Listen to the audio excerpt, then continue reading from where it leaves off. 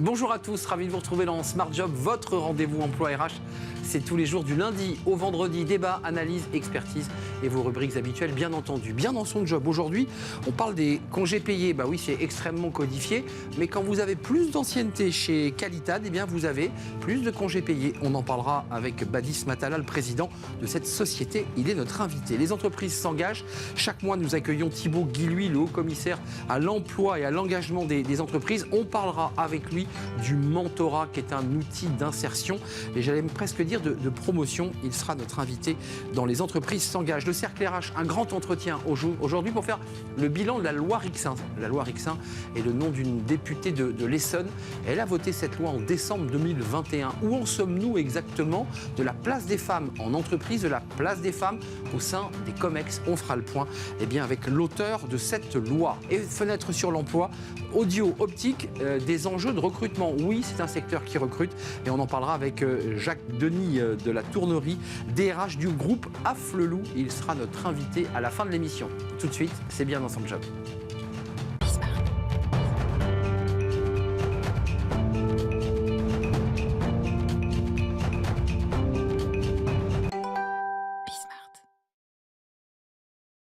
Bien dans son job et j'ai envie de dire aujourd'hui bien dans ses congés payés.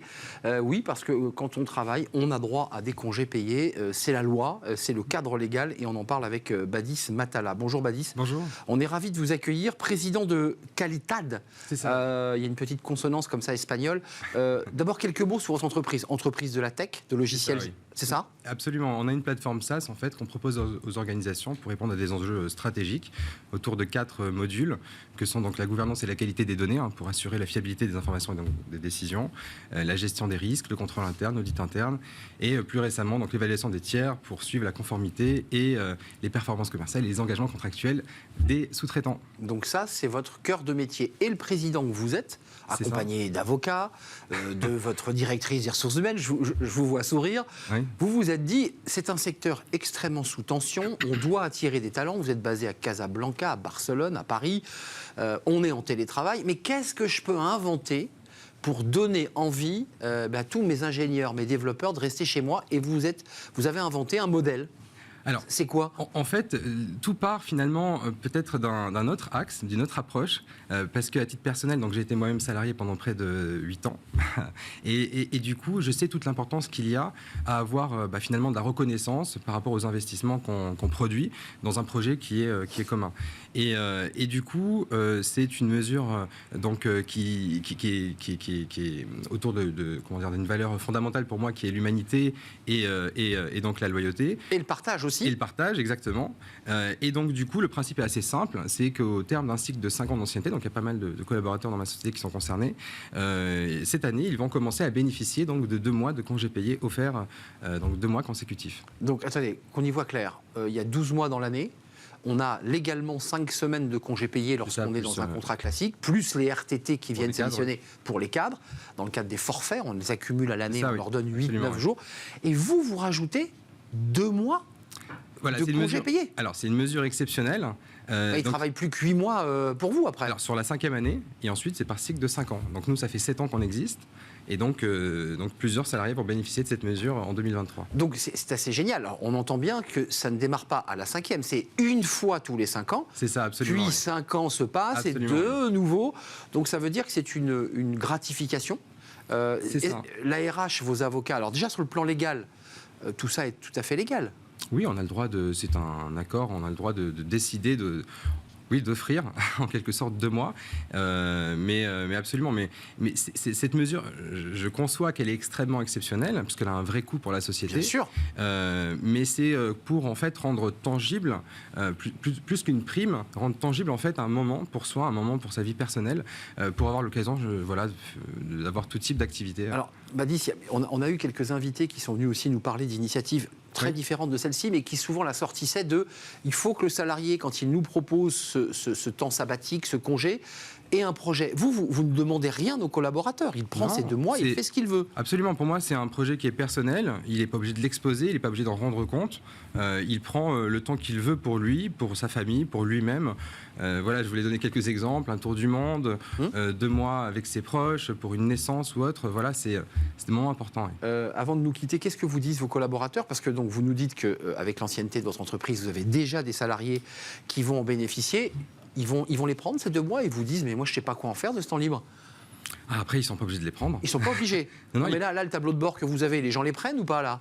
Alors, on va les annoncer là, au 1er février. Donc, on a l'exclu sur Smart Job. Vous avez une forme d'exclusivité, oui. Donc, les salariés qui regardent de chez... Ah non, ils sont prévenus. Ils sont prévenus. Bien sûr, ils étaient prévenus depuis un moment. Et donc, vous allez recevoir ceux qui vont décider ou pas de prendre leurs 2 mois. C'est ça. Ils les prennent quand ils veulent? Alors, les modalités, on va les partager. Ça, on ne les a pas encore partagées aux salariés. Mais c'est bien un geste exceptionnel qu'on apportera en 2023. Je prends mes congés payés. C'est fixe chez vous ou on les prend quand on veut, les congés payés? La boîte ferme en août, parfois ça arrive. Alors, on a des fermetures en août et en fin d'année. En fin d'année, d'accord. Et ça, c'est des fermetures...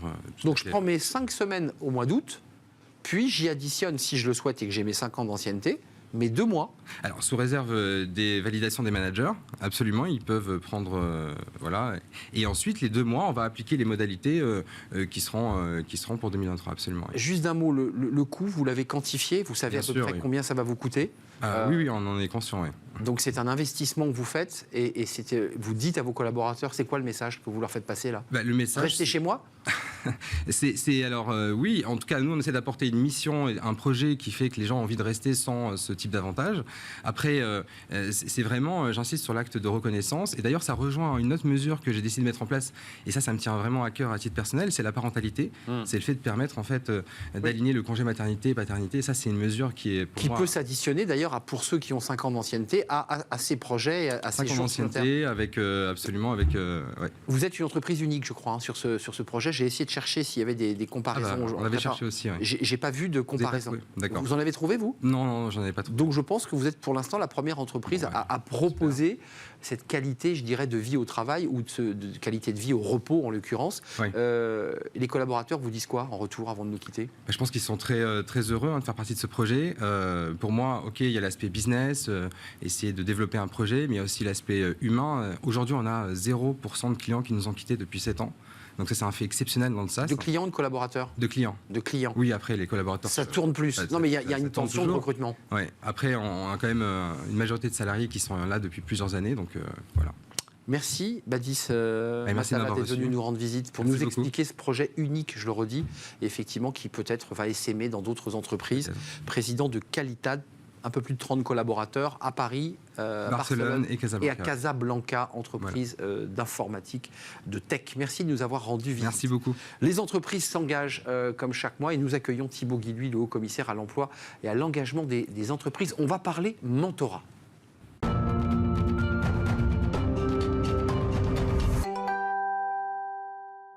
Les entreprises s'engagent, notre rubrique hebdomadaire. Et comme chaque mois, Thibaut Guilhuy est avec nous. C'est un vrai plaisir de vous accueillir, Thibaut. Vous êtes partenaire de cette rubrique. Les entreprises s'engagent. Vous êtes le haut-commissaire à l'emploi et à l'engagement des entreprises. On va parler du mentorat. C'est le mois du mentorat. Avec un accord, un partenariat signé avec les entreprises s'engagent. D'abord, avant de commencer, pour évoquer le mentorat, ça vous tient très à cœur. On en est où là Parce qu'on n'a jamais les bons chiffres. Les entreprises s'engagent, la communauté, c'est combien à date? Alors, on n'a jamais les bons chiffres. Vous avez souvent les bons chiffres. Ils évoluent. Mais ils évoluent. C'est ça, ils exactement. Donc voilà. On ne va pas s'en plaindre. Non, vous savez, on avait lancé avec Elisabeth Borne le plan Un jeune, une solution, sortir de la crise pour apporter des solutions à tous les jeunes dans leur immense diversité. D'ailleurs, il y a encore pas longtemps, il y a une étude qui était assez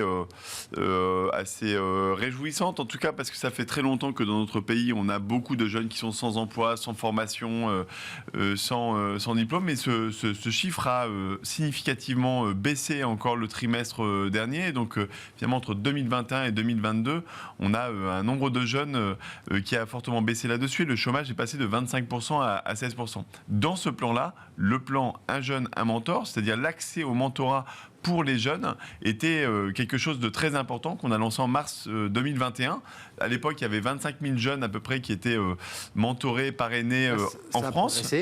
On a passé les 100 000 l'année dernière et puis cette année, on a franchi le cap des 150 000 et on tend doucement mais sûrement vers notre objectif des 200 000 qui était le nouveau cap fixé par le président de la République. Je crois que vous êtes vous-même mentor. Oui. Vous êtes mentor vous-même. Quand même sur le déterminisme social, pour rentrer dans le sujet du mentorat, il y a évidemment un jeune d'école de commerce qui crée son entreprise, qui peut être mentoré, évidemment, et c'est très utile. Mais il y a aussi, pour ces jeunes qui sont parfois très éloignés des codes, il y a quand même ces chiffres au CDE. 6 générations sont nécessaires en France pour que les descendants de familles modestes atteignent leur revenu moyen, c'est-à-dire 4,5 en moyenne dans les pays de CDE.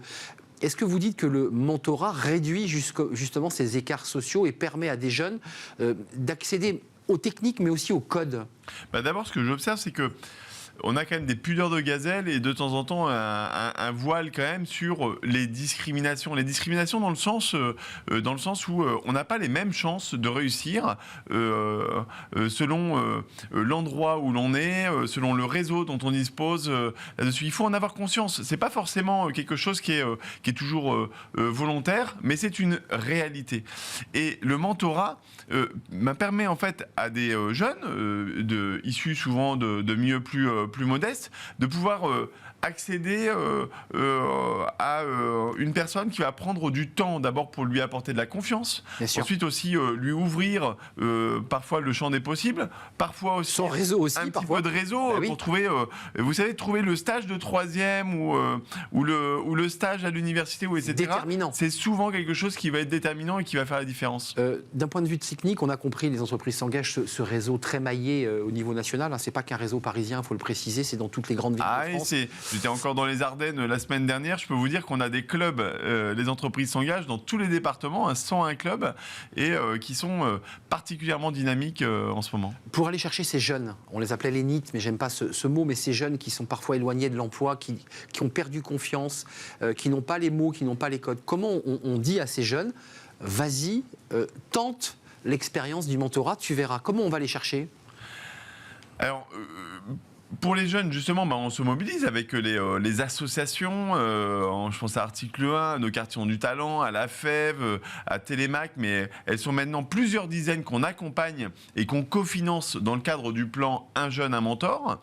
Ensuite, on a une plateforme qui permet en fait de se faire rencontrer les jeunes et les mentors. Oui, les jeunes sur Un jeune, un mentor, en 3 clics, ils peuvent s'inscrire et puis dire j'ai besoin d'un ami d'une certaine manière. Et puis moi, je vous invite, et c'est d'ailleurs le sens de la convention qu'on a signée avec les entreprises s'engagent, c'est de franchir un nouveau cap et de faire en sorte qu'on ait 30 000 collaborateurs d'entreprises qui s'inscrivent sur Un jeune, un mentor et qui soient prêts à consacrer 1 heure ou 2 de leur temps, ponctuellement, plus régulièrement, pour des jeunes qui en ont besoin. C'est une expérience extraordinaire, à la fois pour les entreprises qui s'engagent, à la fois pour les collaborateurs de ces entreprises, parce que c'est donner du sens, tout simplement. Il y a une forme de fierté que je retrouve derrière chaque mentor, mais toutes les entreprises, mais surtout tous les mentors, nous disent combien en fait ils ont appris et ça leur a apporté beaucoup plus que le sentiment qu'ils avaient d'avoir donné. C'est un accélérateur. C'est un accélérateur de compétences, de contacts, de prise de conscience là-dessus. C'est extrêmement riche. Donc c'est très simple, quelques heures de son temps, c'est pas grand-chose pour un impact qui est maximum pour les jeunes. Donc franchement, pourquoi s'en priver ? C'est le sens de cet engagement, les entreprises s'engagent. Soyons au rendez-vous, 30 000 collaborateurs, quand même, c'est largement à la hauteur de nos objectifs. Bénévole et confidentiel, il faut le rappeler, ça reste évidemment dans le cadre d'un échange confidentiel. C'est une richesse incroyable. Vous êtes un homme très occupé, Thibaut Guilluy, parce que vous travaillez aussi sur le projet France Travail. Un rapport est terminé, me semble-t-il. Est-ce que tous les sujets qu'on a évoqués ensemble, un jeune, une solution, un jeune, un mentor, le débat des seniors, la place des jeunes, est-ce que c'est une réflexion que vous avez, ce sont des sujets que vous avez intégrés dans votre réflexion dans le rapport France Travail ? Tout à fait, parce que France Travail, en fait, ça s'inscrit dans une continuité. C'est un projet qu'a souhaité le président de la République et qui est porté évidemment très fortement par le gouvernement, par le ministre du Travail, Olivier Dussopt, et puis par Elisabeth Borne, pour atteindre le plein emploi. Pour atteindre le plein emploi, c'est un petit peu les recettes d'une certaine manière d'un jeune, une solution. Qu'est-ce qu'il faut qu'on change ?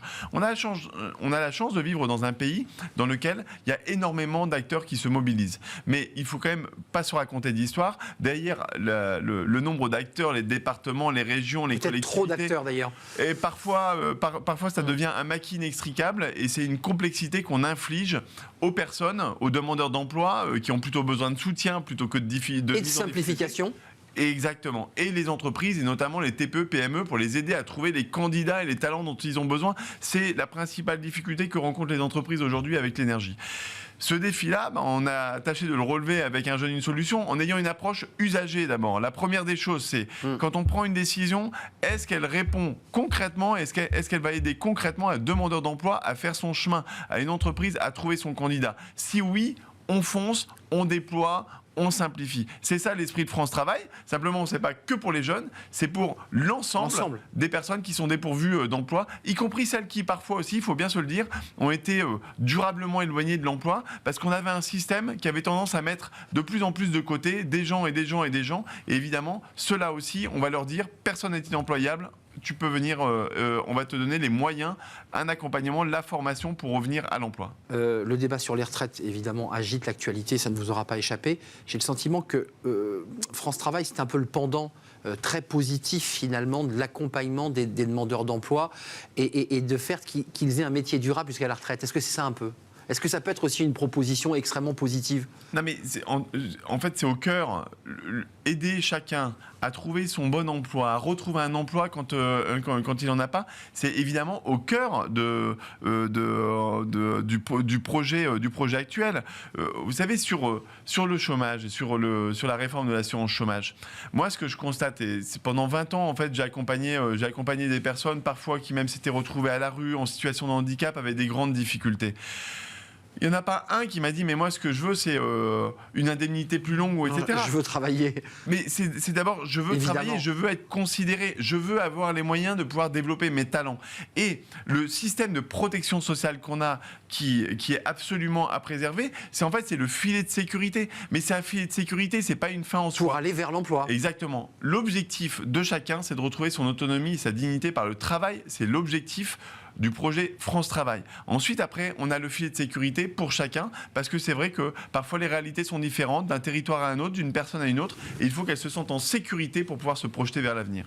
Pragmatisme et simplification. Enfin, je ne sais pas, j'ai pas lu votre rapport évidemment, mais j'ai le sentiment qu'en tout cas ressort ces deux mots-là. Ce rapport, d'ailleurs, il est encore en train de continuer de se malaxer, parce que moi, ce que j'observe, c'est que on a une forme d'engouement, en tout cas, des acteurs extrêmement nombreux, les entreprises, les réseaux d'entreprises, les acteurs associatifs, les collectivités, avec qui on travaille main dans la main. Parce que vous savez, moi, les rapports, c'est pas spécialement mon truc. C'est le terrain, vous. L'objectif, c'est le concret. De changer la donne. Oui. Et donc, on change la donne en partant des idées qui existent, qui fonctionnent. Et c'est pour ça que j'ai fait près de 95 déplacements un peu partout en France depuis la rentrée, parce que je suis absolument convaincu d'une chose, c'est qu'on ne réinvente pas les choses depuis Paris, mais que souvent, il y a toujours quelque part, dans un territoire ou dans un autre, des gens qui ont apporté des solutions qui fonctionnent. Il faut être à l'écoute de ça et ensuite créer les conditions. Et ça, c'est le rôle du politique et du gouvernement, de faire en sorte qu'elles puissent se déployer de façon simple, de façon massive, parce que c'est le besoin dont a le pays. C'est très clair. Merci Thibaut Guilhuy. Je rappelle que vous étiez entrepreneur social, avant d'être le haut commissaire à l'emploi et l'engagement des entreprises. Merci de nous avoir rendu visite et puis on suivra évidemment de très près la sortie de ce rapport. J'espère que vous viendrez évidemment nous le dévoiler sur ce plateau. C'est un vrai plaisir. Cette feuille de route, ce plan d'action pour l'emploi. Vous n'aimez pas les rapports, c'est une feuille de route. Gardons ça en tête. Merci Thibaut Guilhuy de nous avoir rendu visite. On fait une courte pause.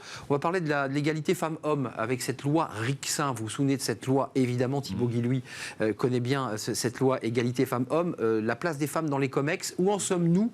Il y a presque un an maintenant que cette loi a été votée. Est-ce que les choses ont changé au sein des entreprises ? On en parle justement avec l'auteur de cette loi, la députée Renaissance de l'Essonne, juste après la pause.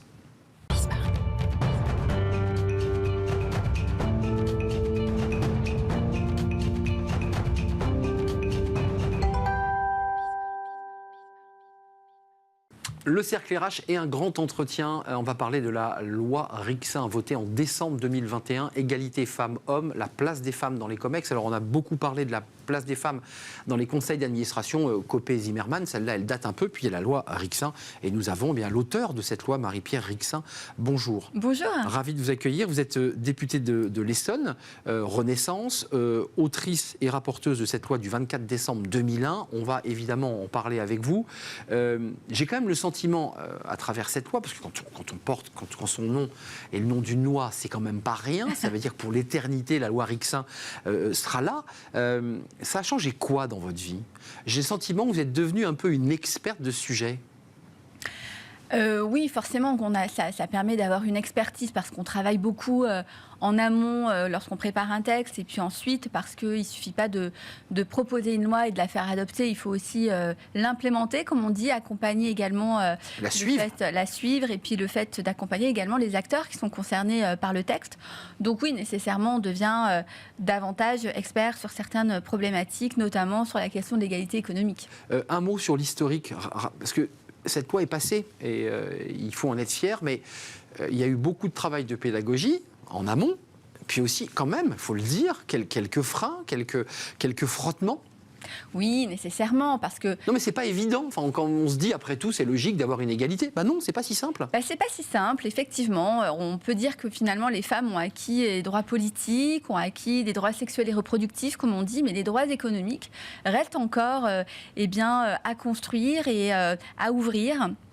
De fait, les femmes sont encore moins bien rémunérées que les hommes. Et on parle souvent des retraites. Actuellement, c'est 40% d'inégalité. Donc, on voit bien que c'est quand même substantiel. Et finalement, on s'habitue un peu à ces inégalités.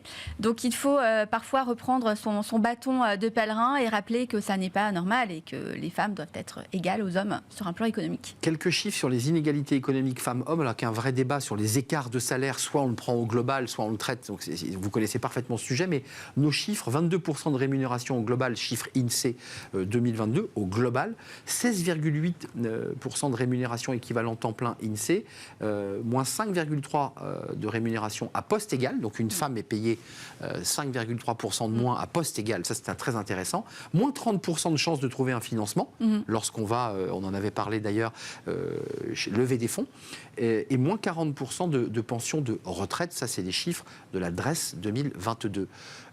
On se dit quand même qu'heureusement que votre loi était là et qu'on impose des quotas parce qu'il y a encore un peu de route sur ce sujet. En fait, la difficulté, c'est toujours de considérer les femmes comme des sujets économiques à part entière.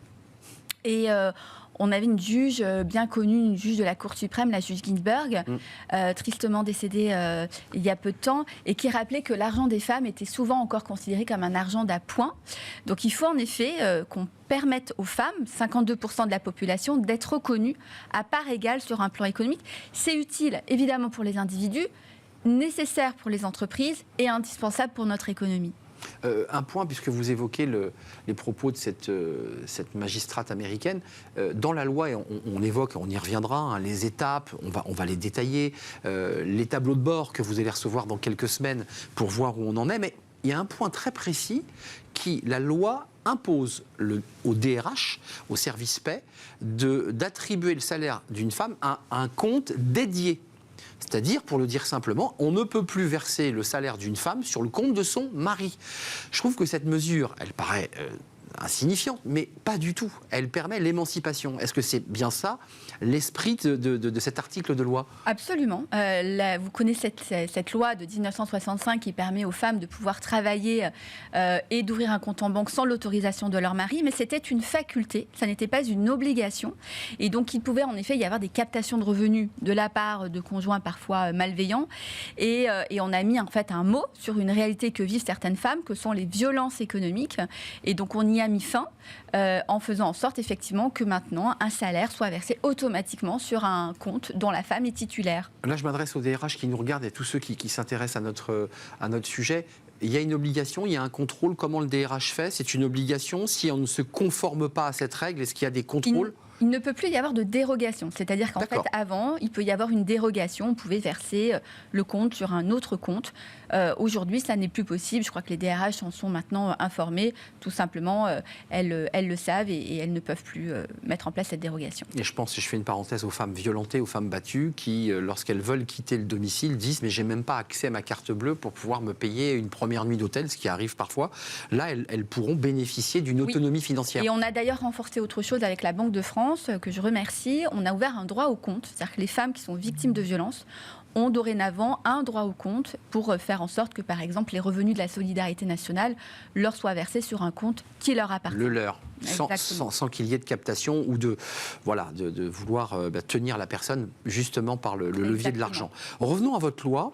Première étape, à 30% dans les COMEX pour rentrer dans le fonds, puisque c'est ce qui a émergé de votre loi, c'est la place des femmes dans les COMEX, les comités exécutifs, 30% prévus pour 2017, et une deuxième étape à 40% pour 2030. Vous avez des tableaux de bord, parce que cette loi, vous la suivez. On en est où exactement de ces chiffres? Est-ce que globalement, vous dites, on les tiendra pas, ça avance plus lentement que je l'imaginais? Alors, d'abord, dire qu'on est dans une logique d'accompagnement des entreprises, qu'on est sur une logique également du long terme, comme la loi Copé-Zimmermann.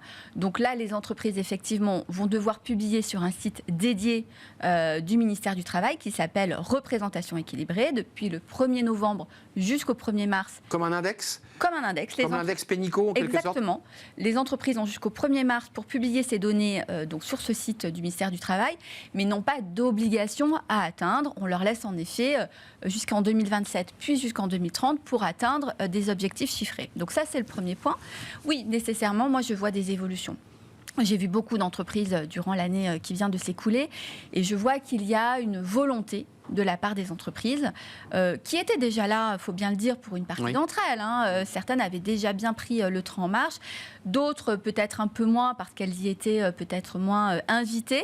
Là, maintenant, elles ont compris qu'elles devaient s'y mettre. Et donc, on voit effectivement une volonté aujourd'hui de permettre aux femmes à la fois d'accéder à des postes de responsabilité, mais également de permettre aux femmes de trouver leur juste place dans l'entreprise. Parce que finalement, la logique... Le plafond de verre. Là. Le plafond de verre. Terrible. Et la promotion. Et puis également les différents types de postes qui peuvent être proposés aux femmes. Voilà, c'est la place de la femme dans l'entreprise de manière générale. On va revenir sur la place des femmes. Quand même, allons au bout de l'histoire. Il y a un index, et ça c'est important de le rappeler, parce que c'est un élément de plus sur lequel les DRH vont devoir remplir scrupuleusement la part des femmes au sein de leur COMEX, et puis des sanctions pour les récalcitrants. Dites, ce qui serait bien, c'est qu'il n'y ait pas de sanctions, évidemment. Évidemment. Alors sur l'index, je me permets de dire ce que vous avez cité des chiffres tout à l'heure de l'INSEE, notamment les 5,3% à poste égal. Avant la mise en place de l'index, on était à plus de 9%. Donc on voit que l'index est efficace. Il a été mis en place, il permet notamment à des rattrapages salariales sur certains indicateurs. Donc c'est un outil qui est utile et qui est efficace. Et les entreprises aujourd'hui jouent le jeu et le mettent en œuvre. Les sanctions, c'est quoi concrètement? Parce qu'il faut quand même rappeler que cette loi s'applique avec des tailles d'entreprises particulières, parce qu'il y a peut-être des PME qui nous regardent, qui ouvrent les yeux. Les PME ne sont pas concernées. C'est les entreprises en effet de plus de 1000 salariés. Moi, j'ai envie de dire que toutes les entreprises... Vous ne regrettez pas ça sur le fond? Parce que ça avait été aussi un peu un objet de deal. Moi, j'ai envie de dire d'abord que toutes les entreprises sont concernées. Ça, dire qu'une entreprise n'est pas concernée, c'est pas.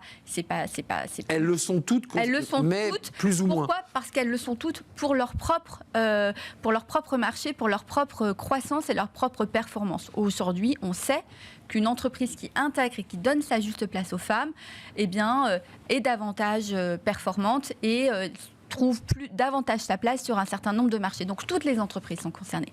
En effet, sur la loi précisément et les objectifs attendus, ce sont les entreprises de plus de 1000 salariés.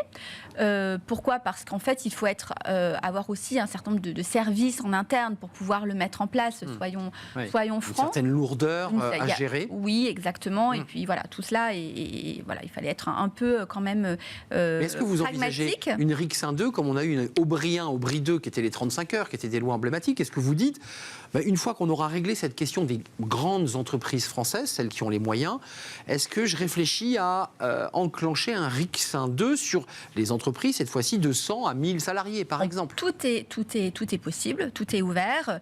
Je n'imagine pas que ce texte, aujourd'hui tel qu'il est écrit, n'évolue pas. On va nécessairement l'évaluer, comme tout texte de loi. Donc là, effectivement, les entreprises, on verra les entreprises qui jouent le jeu, qui publient au 1er mars. On va voir ensuite celles qui jouent le jeu. Qui rentrent, qui publient bien leurs éléments. Mais il y a une obligation. Il y a une obligation. C'est-à-dire que c'est pour celles vraiment qui mettent ces chiffres... et qui auront une égalité réelle et concrète. Exactement. Et puis après... rien ne nous empêche en effet d'évaluer le texte, de voir quels sont les trous dans la raquette, comme on dit régulièrement, et puis d'amender en fonction de l'évolution. De la même manière qu'il y a encore des droits économiques en France, notamment sur le plan fiscal, qu'il va falloir que nous révisions. Donc il y a encore des possibilités... Pension de retraite inférieure de moins 40. Je ne veux pas vous ramener sur le débat des retraites, vous y êtes tous les jours, mais c'est un vrai sujet. Et il y a un vrai sujet, et évidemment tout cela est lié, c'est-à-dire que les inégalités au monde de la retraite, on trouve leur source en premier lieu dans les inégalités salariales. Donc il faut que on travaille précisément sur ces questions, tout simplement parce qu'en fait, lorsqu'on regarde les chiffres, aujourd'hui il y a seulement 18 filières en France sur 87 qui sont mixtes. Or on sait que si l'ensemble des filières étaient mixtes, cela rapporterait 330 milliards de dollars de PIB en plus pour la France. Donc on voit bien qu'il y a une dynamique de croissance qui est à notre portée grâce à cet enjeu. Au-delà de la question républicaine d'égalité entre les femmes et les hommes, on a un sujet réellement économique. De performance économique. Juste un mot avant de parler des têtes de gondole, le mot est impropre, mais des femmes qui ont réussi à accéder à des postes éminents, notamment dans les entreprises du CAC. Les index, souvent, on nous dit c'est de la RSE, ça contribue à la RSE. Mais ça, c'est observé aussi par les marchés financiers. C'est-à-dire est-ce que doucement, mais sûrement, les marchés financiers qui vont décider d'investir diront ils ont les bons index. C'est-à-dire que ces éléments-là sont contributifs à notre choix d'investissement ou pas. Celles qui joueront pas le jeu seront peut-être moins accompagnées. Est-ce que ça joue ? Alors moi, je dirais même que c'est les marchés qui ont d'abord enclenché le pas. Le législateur a suivi le marché. Et d'ailleurs, la raison pour laquelle je ne suis pas allée sur des sociétés cotées, mais bien sur des entreprises de plus de 1000 salariés, c'est que les entreprises cotées sont déjà regardées par les investisseurs, notamment les investisseurs étrangers, sur la féminisation de leurs équipes. Pourquoi ? Parce qu'encore une fois, il y a une dynamique économique qui se construit dans les entreprises qui se féminisent, que les marchés regardent. Donc effectivement, on peut dire qu'il y a une attente économique de la part des marchés. Un mot, parce qu'il y a quelques personnalités. Alors, la France, dans le CAC, et vous avez bien raison de les mettre de côté, parce qu'elles sont observées par les marchés, elles sont évidemment soumises et tributaires des marchés. Dans le CAC, 10% de femmes CEO, c'est en dessous de la moyenne des pays développés, qui est 13%, donc on est un tout petit peu décalé. Mais il y a quelques visages qui font leur apparition. Anne Riegel, Air France, il faut le citer. Emmanuel Malcaz-Doublet, PDG de PMU, qui est une marque importante. Est-ce que ces femmes-là ont des rôles d'ambassadrices aussi, de femmes leaders qui disent aux femmes aussi, dans les strates intermédiaires, c'est possible, on peut y accéder ? Oui, bien sûr. Aux femmes à l'intérieur des entreprises, mais également auprès des étudiants et des jeunes générations. Parce que lorsque vous voyez des femmes qui prennent pleinement leur place dans des secteurs d'ailleurs dit souvent à dominante masculine, par exemple la technologie ou le BTP, eh bien nécessairement vous envoyez un message aux plus jeunes générations en leur disant mais vous avez également votre place dans ces secteurs d'activité, c'est également pour vous et donc engagez-vous également dans ces secteurs qui sont porteurs. Vous avez déjà le tableau de bord devant les yeux parce que le 1er mars vous recevez ce tableau de bord, je vous vois sourire, je pense que vos équipes et tous ceux qui accompagnent la loi on a déjà une tendance ou vous attendez vraiment la mi-février parce que j'imagine que tout ça est consolidé pour avoir une présentation officielle au 1er mars. Alors moi, je n'ai pas d'éléments pour l'instant parce que c'est un outil qui est propre au ministère du Travail. Donc moi, je l'aurai à ma disposition au mois de mars. Donc on va le regarder en détail. Moi, je tiens à dire surtout qu'il faut que les entreprises regardent précisément comment la loi est construite. Donc on parle bien des instances dirigeantes. Donc on parle de CODIR et de COMEX là tous les deux. Mais les instances dirigeantes sont définies dans la loi. Donc précisément, il faut que les DRH regardent bien. Et effectivement, parmi les cadres dirigeants, et donc les cadres dirigeants, lorsque dans une entreprise, il y a 300 cadres dirigeants, ce n'est pas le top 100 des cadres dirigeants, c'est bien l'ensemble de la population des cadres dirigeants. Parce que vous dites qu'il peut y avoir, on peut jouer un peu avec la loi. Les choses finalement sont suffisamment claires, elles ont été largement expliquées Relisez la loi, c'est ça que vous dites. Je dis relisez la loi. On est là également pour vous accompagner, on l'a toujours dit, les services de l'État ou moi-même, on est là pour préciser les choses lorsque c'est nécessaire. Et puis tout cela doit aller. C'est le sens de l'histoire finalement. Tout le monde enclenche cela. Il nous reste peu de temps avec ce petit bruit de marteau-piqueur. Double question. L'accès dans les filières et des postes d'ingénieurs. On sait qu'aujourd'hui on manque d'ingénieurs femmes et donc tout part de là. pour ensuite accéder au COMEX ou à des postes à responsabilité. Comment on fait? Est-ce que là, vous avez un levier sur ces sujets? Parce que c'est compliqué, ça. Il faut repartir des filières. Il y a un levier, puisque la loi, effectivement, on parle beaucoup de cet article 14 sur les quotas, évidemment, mais instaure également des obligations pour l'enseignement et l'enseignement supérieur. Et notamment, on va regarder de près, on est en train de construire un baromètre, un index, pour l'enseignement supérieur, pour s'assurer que dans l'ensemble des filières, on s'assure bien que les filles aient également leur place, ils soient bien accueillis, soient formés comme les garçons, de manière en effet ensuite à pouvoir intégrer des secteurs divers. Mais Marie-Pierre Rixain, c'est intéressant ce que vous dites, parce que autant vous assumez la politique de quotas, même si ce mot en France est peu apprécié, sur l'égalité femmes-hommes en entreprise, est-ce qu'on peut aller jusqu'à une politique de quotas dans le recrutement? Et là, ce sont des écoles privées qui accueillent qui elles souhaitent. Comment on fait là? Alors, pour des raisons légales et juridiques, ça n'est pas aujourd'hui possible. En revanche, ce qui est totalement possible, et on voit que des écoles, et je pense notamment à l'école 42 par exemple, qui a largement féminisé les femmes qui rentrent dans son école, on voit qu'il y a des mesures qui sont possibles. Et on sait très bien qu'aujourd'hui, par exemple, faire en sorte qu'il y ait moins de stéréotypes à l'entrée des écoles, de faire en sorte qu'il y ait moins de sexisme également à l'intérieur de ces écoles, qu'elles s'adaptent en fait à une diversité de population, eh bien, permet effectivement de les féminiser et puis ensuite effectivement de pouvoir répondre aux diverses problématiques de recrutement. Merci Marie-Pierre Rixain de nous avoir rendu. Merci à vous. C'est toujours un plaisir. Vous êtes venu nous parler de cette loi et de l'engagement, de votre engagement sur ces sujets. Il est très important. Autrice, rapporteur de la loi du 24 décembre 2001 qui fête ses 1 an avec des tableaux de bord. Et vous l'aurez compris, 2 messages. Lisez donc la loi précisément. Tout est écrit, nous dit Madame la députée. Et ne la contournez pas en jouant sur les mots, parce que c'est un peu ça que vous nous avez dit. Merci Marie-Pierre Rixain. Merci vous êtes à vous. députée de l'Essonne, Renaissance. Merci de nous avoir rendu visite. Merci Puis de mon votre petit doigt me dit que vous allez revenir quand on abordera les tableaux de bord pour Très voir bien. un peu les chiffres. Merci. On termine avec Fenêtre sur l'emploi. On va parler optique et on accueille le DRH d'Afflelou.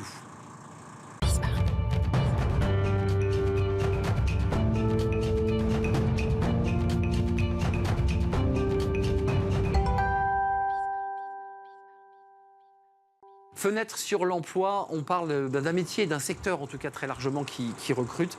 Les métiers de l'audio, de l'optique, des lunettes évidemment, enjeu de recrutement, et on en parle avec Jacques Denis La Tournerie. Bonjour Jacques Denis, on est ravi de vous accueillir. DRH Groupe Afflelou, comme ça quelques chiffres du groupe, parce que c'est une marque patrimoniale Afflelou, elle est connue de tous les Français. Combien de collaborateurs ? Eh bien, écoutez, à peu près, je pense qu'on est à peu près 4500 collaborateurs. On est présent dans presque 1500 points de vente, magasins. On est présent dans 19 pays et on fait à peu près 1 milliard de chiffre d'affaires dans le monde. Alors, ça, c'est pour nous donner comme ça les grands chiffres, les grandes masses. Il y a un vrai sujet recrutement dans plein de secteurs, et le vôtre n'y échappe pas. C'est du retail aussi, c'est de l'accueil. Absolument. Vous avez rencontré des difficultés pour recruter. Est-ce que c'est une réalité encore aujourd'hui ? C'est toujours effectivement une réalité. Je dirais qu'on a un double métier, puisqu'on est à la fois opticien et acousticien. Je dirais qu'il y a 2 sujets. L'acoustique, en particulier avec le recrutement d'audioprothésistes, c'est un marché où, pour la France, il y a un numerus clausus. Donc c'est un peu comme pour la médecine, pour d'autres métiers. Donc 300 diplômés par an. C'est bridé. C'est bridé. Et pourtant, il y a une très forte demande. Absolument, puisque nous, on pourrait recruter quasiment beaucoup plus, puisqu'on recrute à peu près 50 audioprothésistes par an, mais on pourrait aller bien au-delà, puisque c'est même un frein pour le développement de la marque. On pourrait ouvrir beaucoup plus de sites, puisqu'en particulier avec l'ouverture du 100% santé en France en 2021, effectivement, on voit à peine un Français sur 2 est vraiment bien équipé quand il a des problèmes d'audition. Donc il y a un marché en fort développement. Prise en charge de la prothèse auditive. Absolument. 100% par la Sécu. En tout cas, il y a une prise en charge qui est à 1 900 € actuellement pour une prothèse auditive. Qui permet de couvrir pas tout, mais une grande partie de... Quand un DRH dit j'ai du mal à recruter, alors il faut qu'il invente. Et là, ce qui est intéressant dans votre proposition, c'est que vous avez créé l'Académie Afflelou. Alors vous n'êtes pas les seuls, le secteur est touché. C'est quoi l'Académie Afflelou ? C'est de donner envie à des jeunes d'entrer dans la carrière ? Oui, alors il faut reconnaître qu'on est d'abord une enseigne qui a toujours été très axée sur la formation et la transmission, puisque ce qui nous caractérise, c'est qu'on est un franchiseur. Donc, assez naturellement, on est un peu tombé dans cette dimension de formation. Mais c'est vrai que c'est renforcé, puisque l'Académie a été créée, elle existe déjà depuis 2013. Elle est certifiée Calliope par France Compétences depuis 2021. Et très clairement, l'objet, c'est d'avoir et de former des collaborateurs à nos métiers. C'est-à-dire qu'on va travailler sur plusieurs axes. On a à peu près 4000 apprenants par an qui suivent et qui passent au sein de l'Académie. Toute tranche d'âge ou plutôt des jeunes sortis de post-bac Toute tranche d'âge. Je dirais que ce qui compte, c'est qu'on travaille sous un format qui est un format de parcours, c'est-à-dire que c'est fonction de son profil, c'est-à-dire qu'on va s'appuyer par exemple sur des alternants, on va beaucoup travailler avec des écoles et on va pouvoir accompagner ces jeunes, puisqu'il s'agit en général de jeunes, on va dire moins de 26 ans, moins de 30 ans. Ils sont plutôt jeunes. Ouais. Ils sont plutôt jeunes, mais il n'y a pas que des jeunes. On va aussi travailler, pour moi c'est extrêmement important en tant que DRH, sur les parcours de validation des acquis d'expérience. L'objet, c'est d'accompagner des collaborateurs qui peuvent être jeunes, mais peut-être aussi parfois un peu moins, et qu'on va accompagner vers le diplôme à travers justement la validation de ce qu'ils ont appris, en particulier à travers l'Académie au sein de l'enseigne. Avec le Bachelor National d'Optique, le BNO, c'est important parce que ça permet d'avoir une passerelle et d'accéder donc à un diplôme. Il y a ces jeunes que vous allez ensuite ventiler, j'utilise ce mot, dans tout le réseau, en optique et en lunettes, en verre. D'abord, je ne voulais pas poser la question, mais est-ce que la marque Afflelou, cette entreprise patrimoniale, puisqu'il y a des publicités souvent très réussies, est-ce que ça attire les jeunes ? Absolument, je crois que c'est une marque qui incarne l'innovation. C'est 50 ans de rupture positive. Je dirais qu'il y a une étude qui nous met toujours, Galileo Business, qui nous met tous les ans comme les champions en termes de santé, d'esthétique. Et donc, effectivement, on est une marque qui est quand même très attractive. Il faut reconnaître qu'en termes de notoriété, on est le premier franchiseur, puisque M. Afflelou a lancé la franchise en 1972. Mais on est aussi, en termes de notoriété, on tend presque vers le 100%, ce qui fait que tous les Français nous connaissent et qu'assez spontanément, on a quand même beaucoup de candidatures. Vous êtes venu nous rendre visite, peut-être que vous reviendrez pour un grand entretien, pour approfondir le sujet. Mais globalement, si je vais sur le site, là, je peux accéder à l'Académie, où on rentre en septembre et on en sort en juin. Alors, vous allez d'abord accéder à notre site et vous allez pouvoir nous rejoindre, puisque c'est l'objet. Il faut déjà intégrer l'enseigne pour pouvoir bénéficier effectivement de l'accompagnement de l'Académie. Donc, je rentre dans l'enseigne et après, j'ai l'Académie. Absolument. D'accord. Voilà, c'est vraiment le principe, sachant qu'on peut nous rejoindre sous deux formats, à la fois la franchise, puisque c'est ce que j'évoquais, c'est quand même aussi quelque part un aboutissement pour beaucoup de nos collaborateurs. C'est important. Puisque l'issue du parcours de l'Académie... On dirige sa boîte. Exactement. Je crois que Audacieux, j'ai vu sur Smart Job. Audacieuse, chaîne audacieuse. Chaîne audacieuse, ben voilà, chez Alain Afflelou aussi, on est audacieux. Et on a aussi beaucoup de collaborateurs qui ont envie d'indépendance, d'autonomie. Et justement, la marque accompagne tous ces jeunes, d'abord en formation, et ensuite sur le plan entrepreneurial. Afflelou nous fait mieux voir et fait grandir. Ça vous va comme punchline ? Absolument, c'est un très beau slogan. Merci Jacques-Denis Latournerie, DRH du groupe Afflelou. 4000, j'ai dit une bêtise, 4000 collaborateurs ? On est plutôt 4500. 4500 collaborateurs avec cette académie, mais à condition d'entrer évidemment au sein du groupe. Absolument. Merci de nous avoir rendu visite, je suis sûr qu'on va se revoir. Merci à vous, merci à toute l'équipe, merci évidemment à Elisa à la réalisation, merci à Alexis au son, merci à Nicolas Juchat qui m'accompagne chaque jour et que je remercie, et merci à Laure-Hélène pour l'accueil invité, merci à vous pour vos questions et votre fidélité. Je serai là demain évidemment pour de nouvelles aventures, pour un nouveau numéro de Smart Job. Bye bye.